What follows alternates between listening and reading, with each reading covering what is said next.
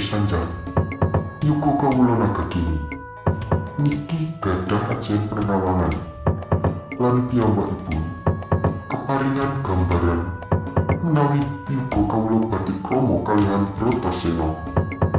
Kula mundhut priksa napa dipun paringaken Bratasena krama kaliyan yuga kawula. Nyuwun sewu, napa mboten napa-napa menawi kula napa-menapanipun kersanipun putra kawula yuga kula Bratasena nggih mboten saged basa napa mboten ngrepotaken yuga panjenengan.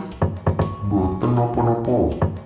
Nderek kula bab menika boten pantos wigatos. Piye le? Apa? Walah kok ora mudeng. Amit.